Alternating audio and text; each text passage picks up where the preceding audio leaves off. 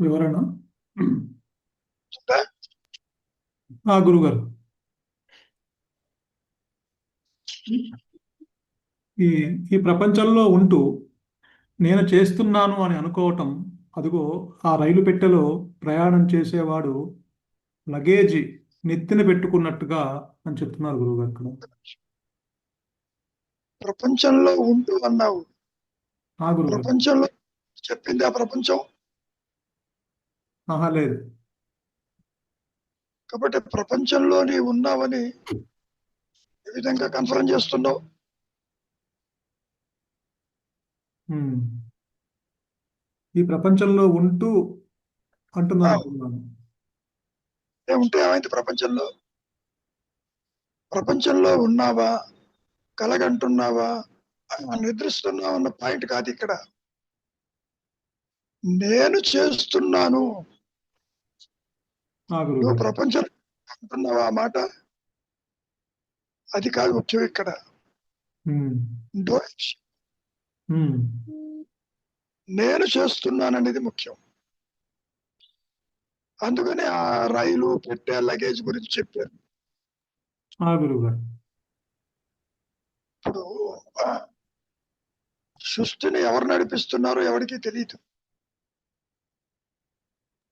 అవును. నీవు ఉన్నావని అనుకుంటున్నావు ప్రపంచంలో.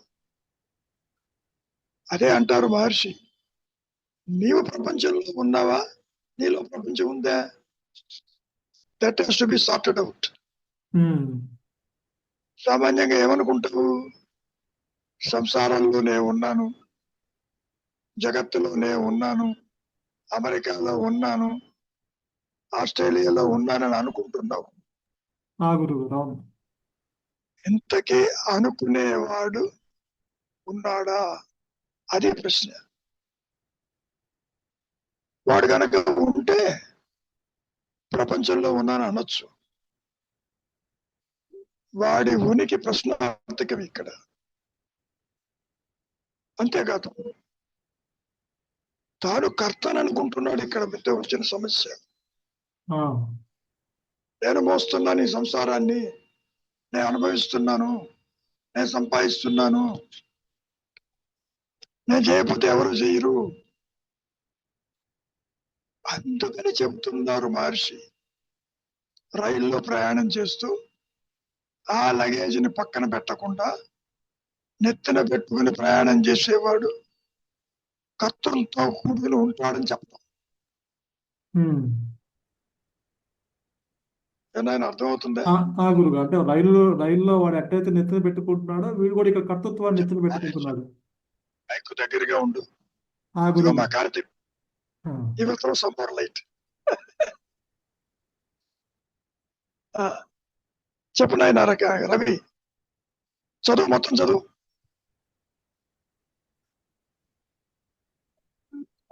ఈ ప్రపంచంలో ఉంటూ నేను చేస్తున్నాను అని అనుకోవటం, అదిగో ఆ రైలు పెట్టెలో ప్రయాణం చేసేవాడు లగేజ్ నెత్తిన పెట్టుకున్నట్టుగా. దాన్ని అంతేనా, ఇంకేమైనా ఉందా? అంతే గురుగారు. అసలు నిన్ను, నీ ప్రపంచాన్ని, ఈ సంసారాన్ని, సృష్టిని ఒక ఉच्चతర శక్తి నడిపిస్తుంది కదా. అవును. ఎవరిని వదిలిపెట్టదు కదా. అట్లానని చెప్పి నువ్వు ఊరికే కూర్చుంటావా? నీ చేత పని చేయిస్తుంది, నిన్ను నడిపిస్తుంది. Is it not? గురుగారు.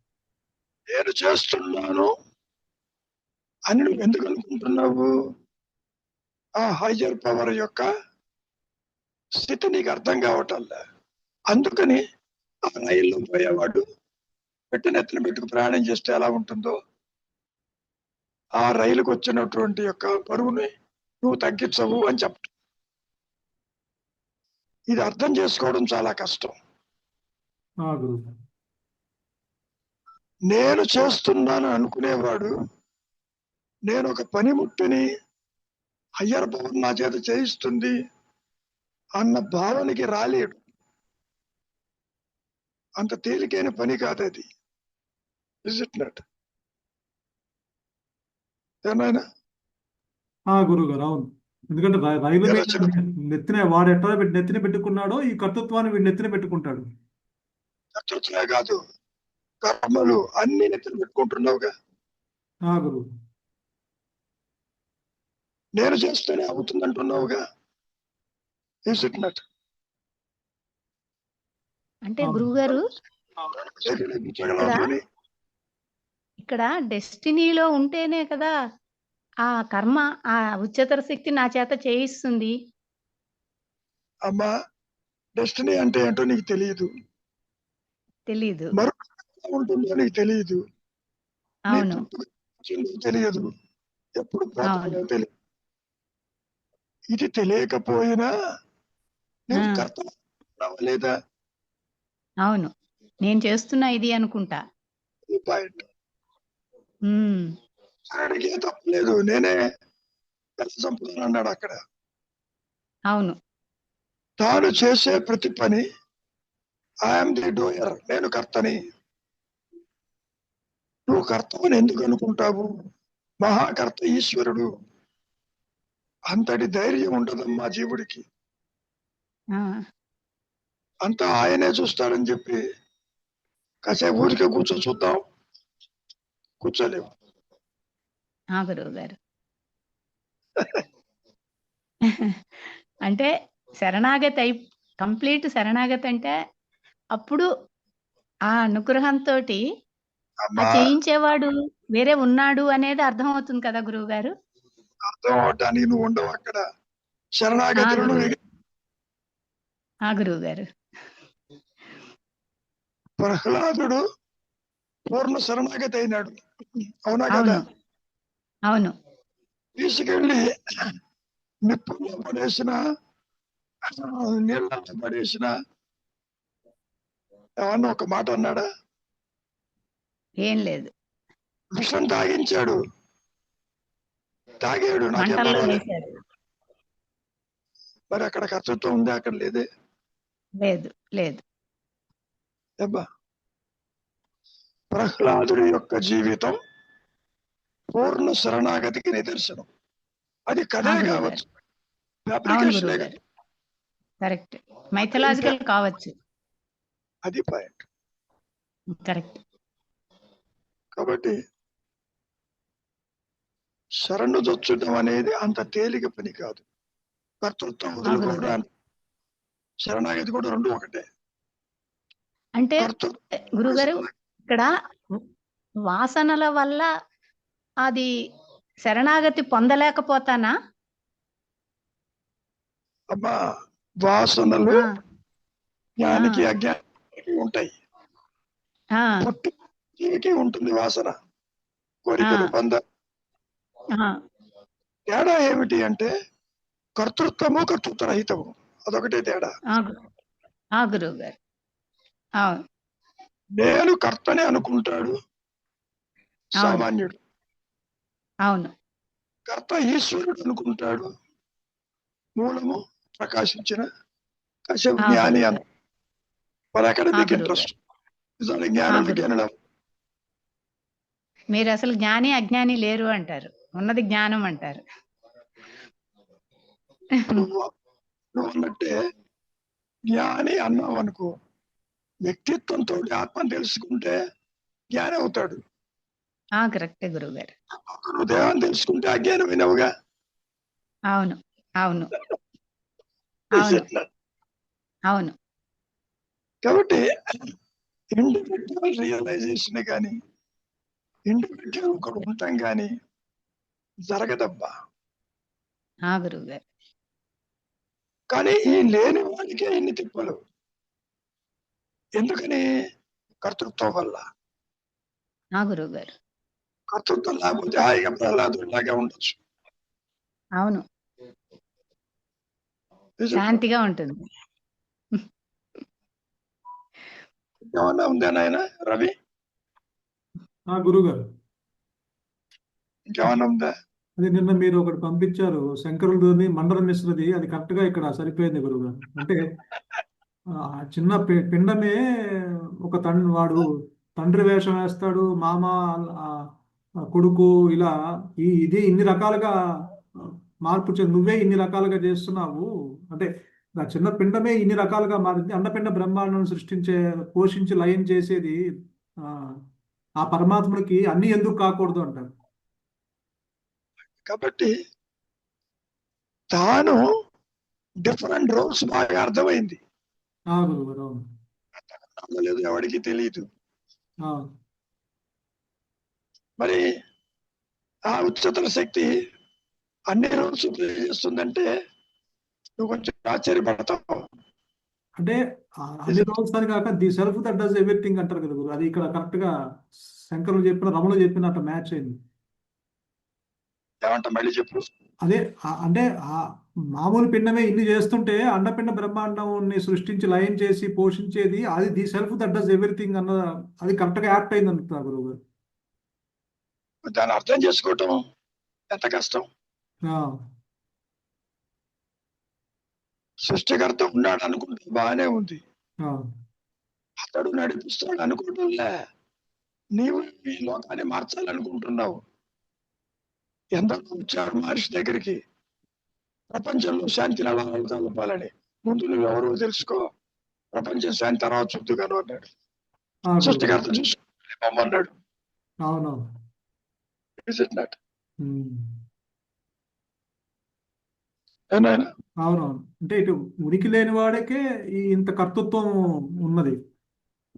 లేదని అనుకోబాకు. తన ఉనికి ఉన్నది, ఆత్మ అని తెలియదు. గురువు గారు. పుట్టుక ఉంది, అది ఉనికి. ఉనికి లేదని ఎప్పుడు తెలిసింది? ఇది తాడు అని తెలిస్తే పాముకు ఉనికి లేదు. ద్వైతంలో బాగా అర్థమవుతుంది. ఇక్కడ నీవు నిద్ర లేవగానే దేహం చూస్తున్నావు, సంసారం చూస్తున్నావు, పైగా నువ్వు కర్తృత్వంతో అన్ని పనులు చేస్తున్నావు. It's not. అవును గురువు గారు. నువ్వు ఉనికి లేకపోవడం ఏంటి? నువ్వు ఎంత చెప్పినా నీవు విచారం చేయమన్నప్పుడు నాకు ఉనికి లేదు, నేను చేయనంటావా? నేనంటే దేహము, దేహం చెప్పడం లేదు, నువ్వు చెబుతున్నావు. అందుకనే మహర్షి ఏమన్నారు, దేహం లేక జగత్తుని చూశారా ఎవరన్నా? స్వదేహాత్మబుద్ధి కలిగిన వారు ఆ మాయా నేను ఉందేమో చూడు. ఆ చూసే కెపాసిటీ వీడి దగ్గర ఉండదు, ట్రై చేస్తాడు. అంటే దాని అర్థం ఆ మనసుకి అంత కెపాసిటీ లేదంటే దాని అర్థం దానికి అంత అస్తిత్వము, వ్యక్తిత్వం లేదనే కదా అర్థం గురువు గారు. కెపాసిటీ అంటే ఇది అభాసకాంతి. ఆ, బారోడ్ లైట్ లో చూస్తున్నాడు వీడు. ఇది స్వయం ప్రకాశం కాదు నాయన, వీడికి తెలియదు. గురువు గారు. అందుకనే మసక చీకట్లో, అటు చీకటి కాదు వెలుగు కాదు, ఈ అహంకారం తలెత్తింది. వరంగా చెప్పుకోవాలంటే సంధ్యా సమయంలో నీవు స్పష్టంగా దేన్ని చూడలేవు. అందుకని అలా చెప్పుకొచ్చారు ఆదిశంకరులు కూడా. గురువు. అసలు ఆత్మకు అన్యంగా జడం ఒకటి ఉండాలిగా, చిచ్చడి గ్రంథి రావాలి అంటే. మరి ఇదంతా ఎక్కడి నుంచి వచ్చింది? వచ్చింది అంటాడు మహర్షి. పాయింట్ అది. ఇది లేదు అని కన్ఫర్మేషన్ రావాలి. ఉన్నదాని గురించి వర్రీగా అక్కర్లే. లేనట్టుగా భావిస్తున్నావు నువ్వు. లేని జగత్తు ఉన్నట్టు, ఉనికి లేని దేహం ఉన్నట్టు, సంసారం ఉన్నట్టు, ఆ సంసారం నువ్వు ఉన్నావని, జగత్తు నువ్వు ఉన్నావని భావిస్తున్నావు. కాబట్టి నీవెవరివో తెలుసుకోముందన్నాడు. అంత తేలికైన విషయం కాదు అది. నేనంటే ఈ దేహం కాదు, నేనంటే ఆత్మని, అని అనుకోవటం కాదు. అట్లా తెలియదు. It's not. నా Karthik, you throw some light. గురుగారు నమస్కారం. కానీ ఆ, గురుగారు ఇక్కడ మనము లగేజు నువ్వు మోయాల్సిన అవసరం లేదు, నీ నెత్తిన పెట్టుకొని నువ్వు మోస్తున్నావు అనుకుంటున్నావు అనేది ఇవాళ డిస్కషన్. అవును. సో యాక్చువల్ గా మనము లగేజ్ అంటే ఏంది అని చూసుకుంటే, లగేజ్ అంటే మనం ఎలా చెప్పుకోవచ్చు అంటే, మీరు చెప్తుంటారు కదా గురుగారు, అంటే జీవుడు పిడికెడు ప్రారంధం తోటి వస్తాడు అని. సో ఆ ప్రారంధము, ఆ వాసనలే లగేజ్. సో అది ఎప్పుడైతే దేహం ద్వారా ప్రొజెక్షన్ అవుతుందో, దేహం అనేది కూడా ఒక ఆలోచనే. దేహం అనేది రియాలిటీ లేదనమాట దేహం అనే దానికి. సో అది కూడా ఒక ఆలోచనే. సో ఎప్పుడైతే ఈ వాసనలు, అతను తెచ్చుకున్న లగేజ్, ఆ ప్రారంధం యొక్క వాసనలు ప్రొజెక్ట్ అయినప్పుడు, సో ఈ దేహం అనే దాని ద్వారా, ఈ దేహం యొక్క సెన్సెస్ ద్వారా ఆ ప్రపంచాన్ని చూడడం స్టార్ట్ చేస్తాడు అనమాట. అంటే అతనికి ఈ దేహం యొక్క సెన్స్, అంటే సెన్స్ అనేది కూడా అది ఒక ఆలోచన అనమాట. ఆ ఆలోచన కలిగినప్పుడు దాంతో వెంటనే ఐడెంటిఫై చేసుకుంటాడు అనమాట. ఈ ఆలోచనతో ఐడెంటిఫై చేసుకోవడంతోనే ఆలోచించేవాడు, అంటే దేహదారి, అంటే ఒక కర్త ఉన్నట్టుగా స్టార్ట్ అయిపోతుంది. అంటే యాక్చువల్గా ఏంటంటే, ఇది ఎప్పుడు ఎట్లుంటుందంటే గురుగారు,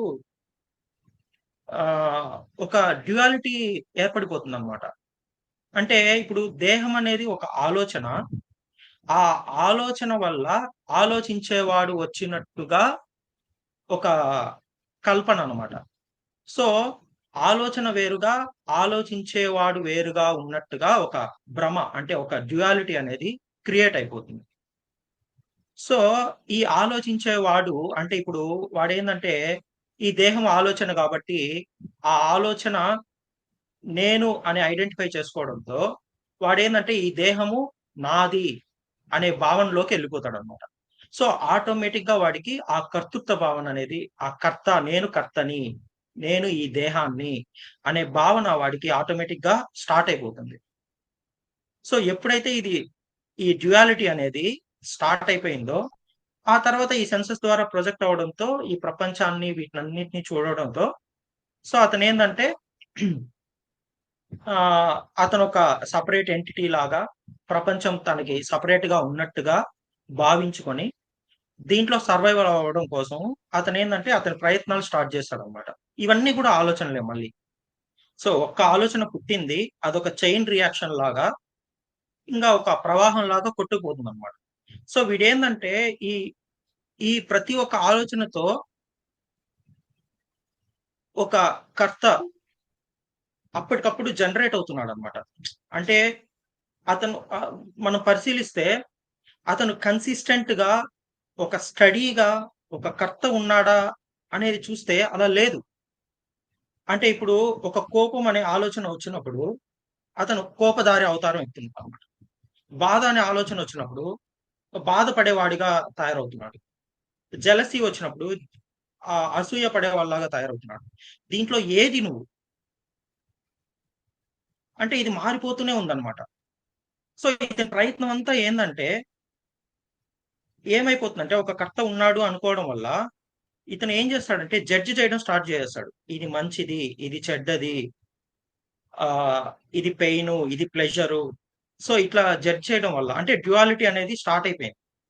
సో ఈ జడ్జ్ చేసుకుంటూ ఇతని తాపత్రయం, ప్రయత్నం అంతా ఏంటంటే ఒక మంచిగా తయారవ్వాలనో, చెడ్డదాన్ని నిషేధించాలనో, లేకపోతే ప్లెజర్ మాత్రమే కావాలనో, పెయిన్ వద్దనో, ఇట్లా ఒక స్ట్రగుల్, ఒక ఆలోచన వరదలో ఈ డ్యుయాలిటీలో కొట్టుకుపోతూ ఉంటాడు అనమాట.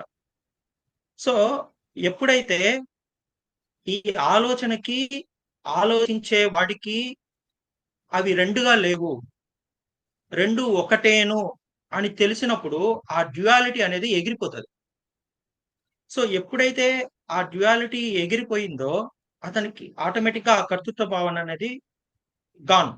అంటే ఫర్ ఎగ్జాంపుల్ ఇప్పుడు ఆ దేహము ప్రపంచము అని మనం మాట్లాడుకునేటప్పుడు ఇక్కడ కూడా డ్యుయాలిటీ ఉంది. దేహము లేకుండా ప్రపంచం లేదు, ప్రపంచం లేకుండా దేహం లేదు. అంటే మన గురుగారు చెప్పినట్టు దేహము లేకుండా ప్రపంచాన్ని చూసిన వారు ఎవరైనా ఉన్నారా అంటే అర్థం ఏంటంటే దేహము ప్రపంచము రెండు వేరువేరుగా లేదు, రెండు ఒకటేను. సో ఆ కంక్లూజన్ వచ్చినప్పుడు మీకేందంటే ఆ డ్యుయాలిటీ పోతది. అంటే ఒకడు కర్తగా ఉండి అంటే ఒక కంట్రోలర్ ఉండి కంట్రోల్ చేసే దానిలాగా ఉండే భ్రమ అనేది తొలగిపోతది. సో ఆ డ్యుయాలిటీ పోయినప్పుడు ఏదైతే ఉందో అదే ఉంటది. దానికి ఎలాంటి ఐడెంటిఫికేషన్స్ ఉండే ఛాన్సు ఉండదు. సో ఇక్కడ లగేజ్ అనేది ఆలోచనలు అనుకుంటే ఆ లగేజు అసలు లగేజే లేదు. దాన్ని మోసేవాడిని ఒక కర్తగా నువ్వే తయారు చేసుకున్నావు. సో ఆ కర్త స్టార్ట్ అయిపోయింది. ఆ కర్త అనేది మోసేవాడు అనుకుంటున్నావు. ఆ లగేజ్ అనేది ఆలోచనలు అనుకుంటున్నావు. సో ఆ బరువు నెత్తిన పెట్టుకొని నువ్వు అన్ని ఒక ఒక భ్రమలో కొట్టుకుపోతున్నావు అనమాట. నువ్వు చేస్తున్నాను, నేను చేస్తున్నాను, నేను మోస్తున్నాను అనే భ్రమలో కొట్టుకుపోతున్నావు. సో యాక్చువల్‌గా ఏందంటే ఈ లగేజే లేదు, దాన్ని మోసేవాడు లేదు అనే విషయం అర్థమైనప్పుడు అంటే కర్తే అక్కడ లేదు, కర్తృత్వం అనేది లేదు అనే విషయము ఆహ్, ఒక అవగాహనకి వచ్చినప్పుడు ఏమవుతుందంటే ఈ ఆలోచనల యొక్క ఇంటెన్సిటీ అనేది చాలా వరకు తగ్గిపోతుంది. ఎందుకంటే బరువు నువ్వు మోయట్లేదు అనే విషయము నీకు అట్‌లీస్ట్ కొద్దిగా అవగాహనకి వచ్చినా కూడా నీ ప్రయత్నం అంటే నేనేదో చెయ్యాలి అనే ప్రయత్నము ఆగిపోతుందన్నమాట. అన్నీ ఒక ఫ్లోలో అదంతట అది జరుగుతూ ఉంటుంది తప్పితే నువ్వు చేసేది ఏం లేదు అనే విషయము నీకు ఒక క్లారిటీ వచ్చినప్పుడు కనీసం అట్‌లీస్ట్ ఒక నిశ్చలత, ఒక ప్రశాంతత అనేది ఏర్పడతది. అంటే దేనికోసం నువ్వు రెసిస్ట్ చేయడము, హోల్డ్ చేయడం అనేది ఉండదన్నమాట. సో అప్పుడు నీకు ఆహ్, ఆలోచన పరంపర కొద్దిగా తగ్గి అట్‌లీస్ట్ ఒక మనశ్శాంతిగా ఉంటూ ఉండగలిగే అవకాశం ఉంటుంది. సో ముఖ్యంగా నాయనా నిద్రపోతున్నప్పుడు నీకు ఏ ఆలోచన లేదు. దేహం కానీ, సంసారం కానీ, కర్తృత్వం కానీ, అసలు దేహం ఉందో లేదో కూడా నీకు తెలియదు. జగత్తుందో లేదో తెలియదు. నిద్ర నుంచి బయటికి రాబోయే ముందు మొట్టమొదటి ఆలోచన దేహాత్మ బుద్ధి. నేనంటే ఈ దేహము అనేది వచ్చిన తరువాతనే మనస్సు, ఆలోచనలు, కర్తృత్వము ఇవన్నీ ఏర్పడతాయి. మహర్షి ఏమంటున్నారు ఈ సందర్భంలో? నీవు దేహం దగ్గరికి వచ్చే లోపల ఒక ట్రాన్సిషన్ ఉంటుంది ఫ్రమ్ వన్ స్టేట్ టు ఇంకో స్టేట్. నిద్ర స్థితి నుంచి జాగ్రత్తకు వస్తున్నావు. దేహాత్మ బుద్ధి జనించక ముందు నీవు ఎరుకగానే ఉన్నావు, అక్కడ కాన్షియస్ గానే ఉంటావు. ఈ హోల్డ్ దట్ కాన్షియస్నెస్ అంటాడు. చాలా కష్టమైంది అది.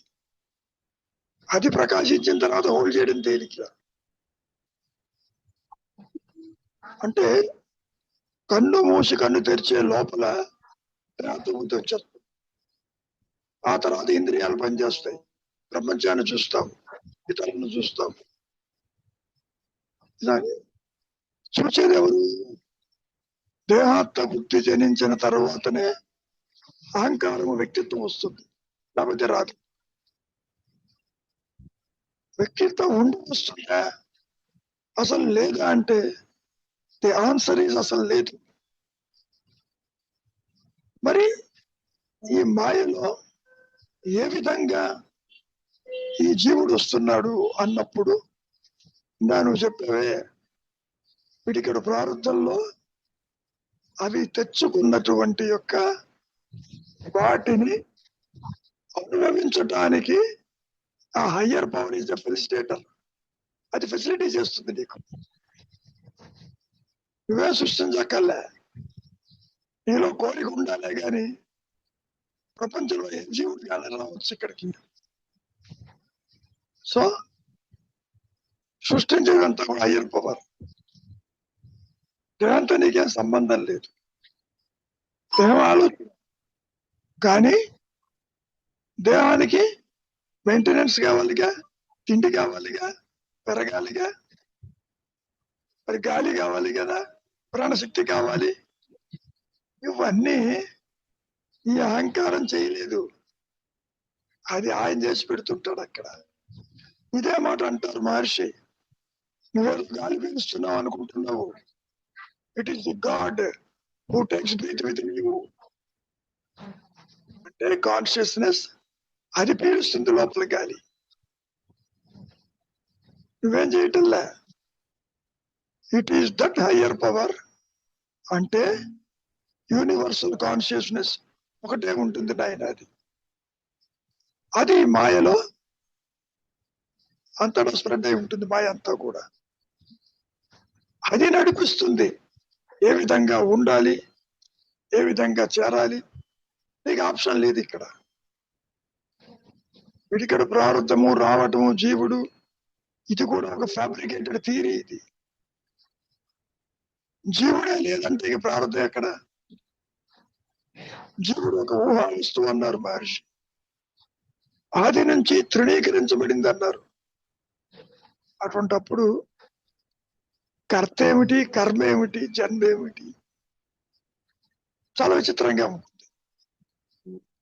అదొక థియరిటికల్ జగ్లరీ మాత్రమే. అది ఒకడు ఏమనుకుంటాడు, ఇదంతా ప్రారంభ కర్మ అనుకుంటాడు. ఏ పూర్వజన్మ చేశానేమో. మహర్షి కూడా అదే మాట అన్నాడు ఒక చోట, ఇవన్నీ ఏ జన్మలో చదువుకుంటాను నాకు అర్థమవుతుంది అన్నాడు. కాబట్టి ఉన్నది సూపర్ కాన్షియస్నెస్, యూనివర్సల్ కాన్షియస్నెస్. దాన్నే మనం అహం స్మరణ అంటున్నాం. అహం స్మరణ లేకుండా అహం దేహం రాదు బయటికి. మరి పోనీ అహం స్మరణ ఏమన్నా ఉందే? లేదు. తాడులో ఏమైనా పావుందా? లేదు. తాడు పావైందా? లేదు. పోనీ పావు తిరిగి తాడవుతుందా? లేదు. అంటే సర్పంచు భయభ్రాంతి ఎందుకు చెప్పారు అంటే, జీవుడు, జగత్తు, ఈశ్వరుడు, ఈ మూడు కూడా ఒక భ్రాంతి, ఒక చెప్పుకోవాలి అంటే లేని ఉన్నట్టుగా. ఓ ఎండమావులు అనుకోపోని, ఎండమావులో నీళ్లు ఉన్నట్టు కనపడుతుంది. అందుకని ఆదిశంకరుడు మాట అంటారు, దేహం నాహం, దేహం నేను కాదు. కోహం, నేను ఎవరిని.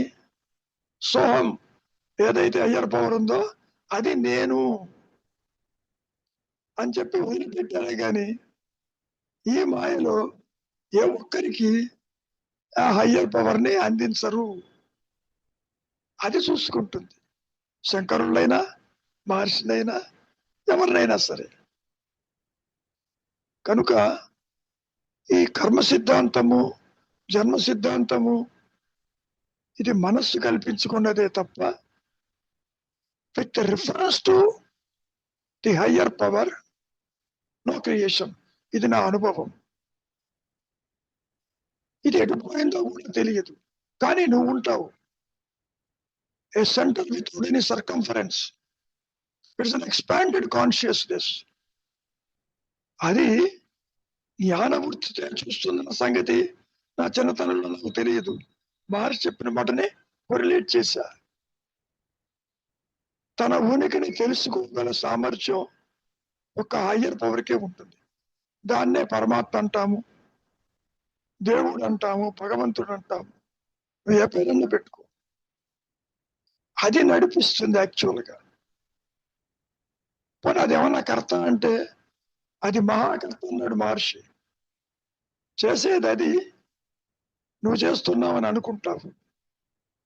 నీకు అసలు ఉనికి లేదు పొమ్మన్నాడు.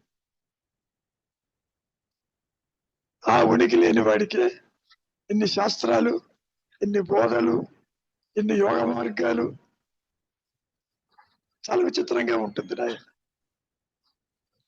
అదే సత్యము కదా గురుగారు, ఏనానా మీరు చెప్తూ ఉంటారు కదా గురుగారు, 2 నేనులు లేవు అని. ఇక్కడ ఒకటే నేను గనక ఉంటే, మాయా నేను రాకపోతే అది నీ స్వరూపం తెలియదు.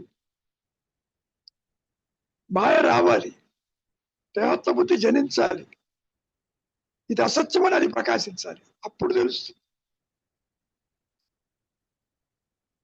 ఇప్పుడు స్టార్ట్ టు ఫినిష్ అదే ఉందనుకో, చీకటి లేదనుకుందాం, కాసేపు సూర్యుడు ఉన్నాడు అనుకుందాం, మరి సూర్యుడి ప్రకాశం ఎట్లా తెలుస్తుంది?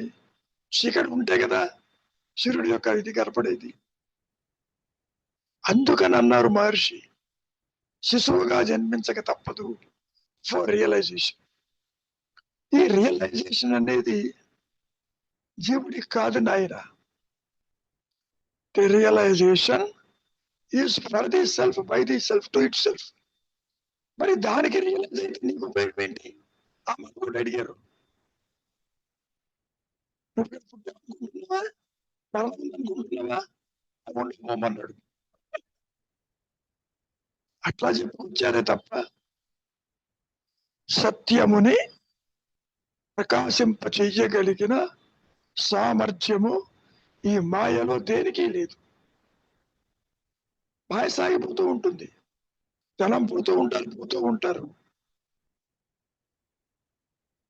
దీనికి లేదు, కుదరదు కూడా. ఇంకో రహస్యం చెబుతాను. ఆ సూపర్ పవర్ అను, హయ్యర్ పవర్ అను, universal consciousness, it won't recognise anything. అది విశేషం. జీవుడు దాన్ని గుర్తించలేడు, అది వేరే సంగతి. ఆత్మ కూడా జీవుడిని గుర్తించదు ఆయన, దాని ఎదుటే సాగుతుంది అని మాయలో చెప్పుకోవటం. నిజానికి ఉన్న ఎరుక ప్రకాశంలో ఏదో నష్టపోయాము, సంసారం మిగిలిపోయింది, సృష్టి కనపడటం లేదు, నా దేహమే కనపడటం లేదని చింతించేవాడు ఉండడు. ఇది నా అనుభవం. అమ్మ పేరెంట్స్ ఏమైనారు, నేను కూడబెట్టిన డబ్బు ఏమైంది, అసలు ఇది ఎగిరిపోతుంది, ఉండదు. తర్వాత ఉంటుంది. ఎందుకని 1950 దాకా ఉంది మా మహర్షి యొక్క దేహం ఓ దగ్ధ బీజంగా ఉంటుంది, తగలబడి తాడులాగా ఉంటుంది. ఏ పని మీద అయినదే వచ్చాడు ఆయన ఆ కర్మలు చేయటానికి, అది చాలు సమాధానం చెప్పడానికి ఉంటుంది. శంకరులేమో వేయించిన గింజ అన్నాడు రియలైజేషన్, ఈయనేమో తగలబడి తాడు అన్నాడు. రెండు ఒకటే. అక్కడ కోరిక జనించదు, ఇది దేన్ని బంధించదు. నాది అనేవాడు గతంలో ఉంటాడు. After realisation, by the self to the self, దేహం ఉంటుంది, మనస్సు ఉంటుంది, రెండు దేహాలే నాయన, స్థూలము సూక్ష్మదేహాలు రెండు ఉంటాయి. పిడిగల ప్రారంభం కూడా ఉంటుంది, 1950 దాకా ఉంది మనిషికి. అది ఎలా ఉంటుందంటే, ఒక ఎండుటాకు రాలిపోయాక గాలికి ఎటు పోతుందో అట్లా పోతూ ఉంటుంది. ఇట్ హ్యాస్ నో డైరెక్షన్, ఉండదు.